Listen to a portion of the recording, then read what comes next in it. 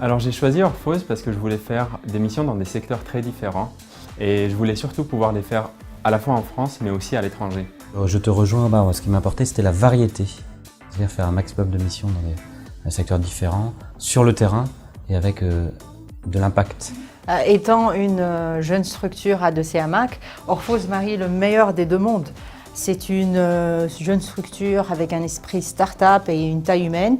Et d'un autre côté, c'est les expertises et les méthodologies McKinsey reconnues mondialement. Et c'est la possibilité d'être basé soit à Lyon, soit à Paris.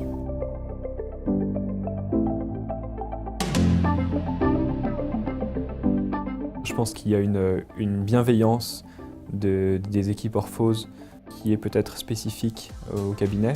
Une vraie volonté de développer ses collaborateurs, de les aider à grandir sur le plan professionnel et sur le plan personnel.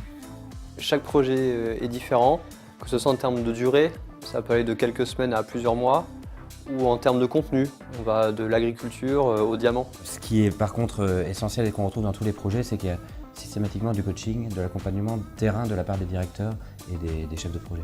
Chez Orphose, on peut être multi-industrie. Comparé à d'autres cabinets qui marchent par practice, chez Orphose, on a l'opportunité de travailler dans plein d'industries. Par exemple, j'ai fait l'industrie chimique, la sidérurgie, l'industrie pharmaceutique, et sans aucune mission d'AMOA, que ce soit dans l'IT ou le BTP.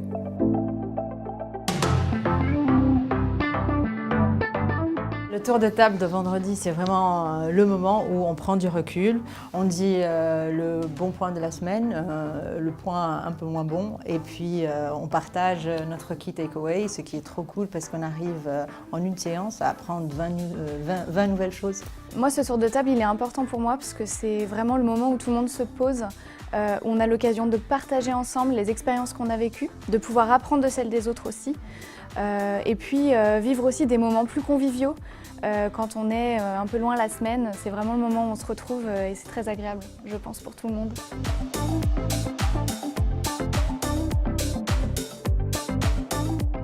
Non, pour moi, le Make It Happen, c'est l'ADN d'Orphose en fait.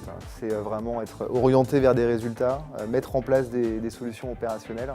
Et quand on termine un projet, on a changé quelque chose. Et on peut se regarder et dire, voilà, on l'a Make It Happen finalement. Et on a changé quelque chose en collaboration avec le client. Je dirais que quand on s'en va, on est normalement et idéalement devenu inutile.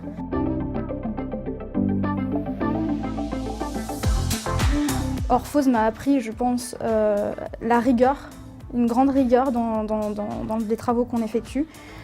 Orphose m'a appris aussi à communiquer et adapter ma communication à différents types de clients, c'est-à-dire ceux qu'on accompagne sur le terrain, tout comme des membres de comité de direction par exemple.